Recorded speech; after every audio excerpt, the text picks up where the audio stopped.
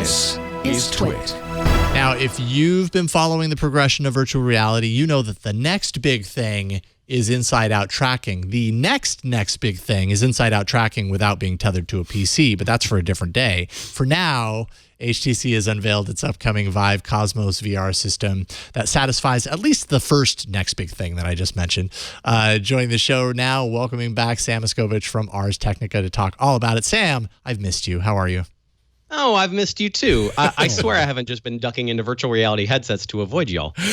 But yeah, it's a funny thing that HTC has come forward with, the HTC Vive Cosmos. This was teased earlier this year in a really vague fashion with a video that showed a bunch of cameras built into the headset and no technical specs, no exact expectation of what it would deliver.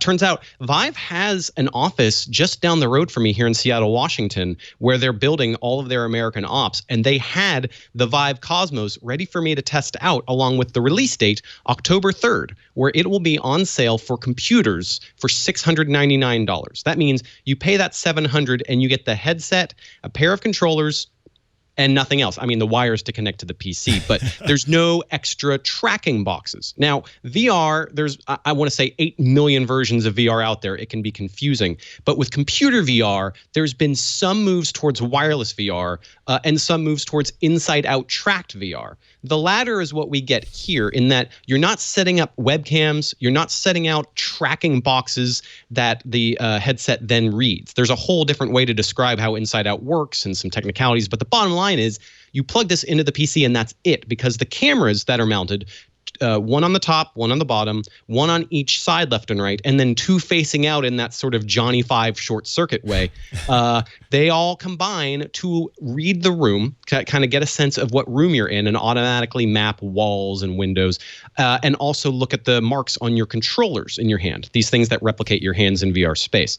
And yeah, it would have been a really awesome thing if that had come out in January before some of the better Windows mixed reality sets and Oculus's own Rift S had come out, essentially saying, yeah, we're also doing inside-out tracking, and we're doing it for cheaper. Okay. I mean, HTC, I feel like, came out of the gate strongly, pretty strongly years ago. When all of this was first developing and first starting this like resurgence into VR.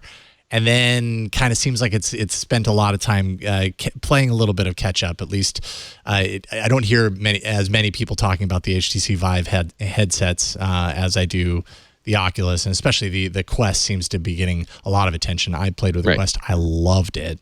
Probably my favorite VR setup. I would say the one big reason is that HTC has been stuck on the Vive and the Vive Pro. These have always been positioned to be expensive. They've never come out with an entry-level Vive. Yeah. So coming down from about $1,000 to $1,200 as a starting kit for the Vive Pro to $700 may seem like a bargain if you're only looking at the Vive Pro, because this is similar to the Vive Pro, which adds more pixels. It's actually a slight bit more dense in terms of pixel density on the lenses than the Vive Pro itself. But there's other headsets out there that are also getting the resolution up now. And they've been kind of either it's gotten to 2019 now where it's not just undercutting on price, it's also adding features. And if you look at something like the Valve Index, which is altogether $1,000, but can be got for less piecemeal, it's got kind of a better sales proposition in that price land. So Vive has slept on getting something out there that says, oh yeah, it's only going to cost $400 plus the extra computer. I mean, there's just so much money involved in these things, and the sales pitch really has to get somewhere. I could jump ahead of myself and tell you what's wrong with the Cosmos that I found in about 15 minutes of testing. I think we need to know. I mean, one thing that I read about that you talked about the displays on the inside is that they actually changed technology. They changed from OLED to LCD. And I don't know, what are your thoughts? Is that an improvement? Does that get rid of some of the screen door effect? What do you think there? Well, that's switching from OLED. The biggest reason is, well, there's two big reasons. One, to reduce that screen door effect, as in those visible tiny stair steps that appear no matter where the pixels are, and also to get the price down. OLED is expensive. That's printing OLED panels. The incurred cost is like they have to throw them away because they're using organic stuff, and they're a pain in the butt to manufacture. That's why LG's amazing OLED sets cost so much money.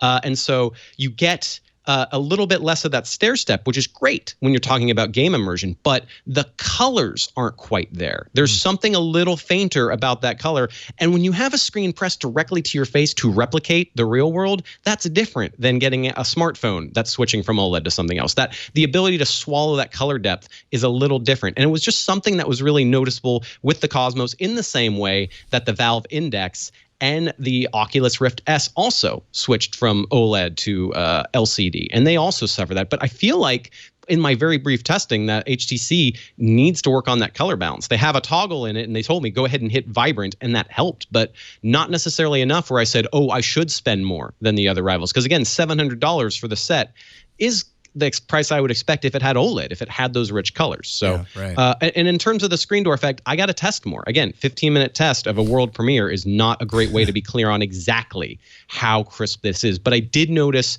they're using what seems to be a smearing effect, which other headsets will use to reduce the screen door effect. Some smearing will happen. And if you're playing anything with text, and that's happening more, especially if you're like in an industrial use case and you want to imagine what a real world architectural thing is going to look like, that text legibility is important. And some of it was surprisingly smudgy, which might be good in a game, might not be good in other use cases. So that the jury's out on that one. So one of the questions that I have, so right now, are we looking at, because we kind of talked about where HTC Vive is and we talked about where Oculus is this just a matter of HTC Vive sort of falling behind because they haven't caught up because they were so focused on the HTC Vive Pro? Or is this a matter of, do we think the companies are going two different ways, where we've got HTC Vive focusing? I know that everything in VR is still kind of in the nerdy pro section, but there are still sort of individual sections within that. Is Oculus kind of trying to go more toward the everyday consumer, and HTC Vive is going a different way? Or are we just seeing kind of HTC Vive is behind in the race and now they're trying to catch up? Because it still seems so hard to access. Oh, absolutely. I mean, the funny thing was that they were telling me at the office when I talked to some of their reps about how this was aiming for something lower end. They're still going to go with the Pro line. Like the Vive Pro is going to be a thing that will be sold at its own price, and that this is targeting a prosumer but a little lower level. But that's really hard. I mean, the price points are the answer to that. You can get a Rift S for $400. You can get a Quest for $400, and the latter doesn't require a computer. Oculus is definitely, that's a Facebook company. They want to be in everybody's house, and the data, the tracking, the use, they will get their money's worth if they can make that happen, if they can lead that platform, if they can get us into their VR future operating system, which I'm pretty sure they want to do in the next 3 to 5 years, of have us get in there and have all these ads streaming at our faces all the time. And HTC's not there. HTC is more interested in being a platform for apps. They're huge into this thing called Viveport. It's a subscription service where you just get VR app after VR app after VR app. And if you're an enthusiast and you just want to test a ton of software, and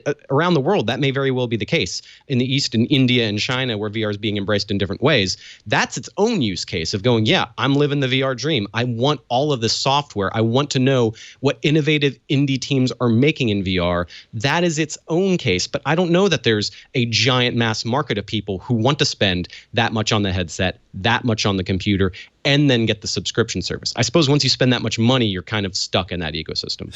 The other thing I want to point out that the Vive Cosmos needs to work on is its controllers. Yeah. They're trying to get gamer-like controllers. They've given up on the wands, these little old touchpad things, which no longer really work in games.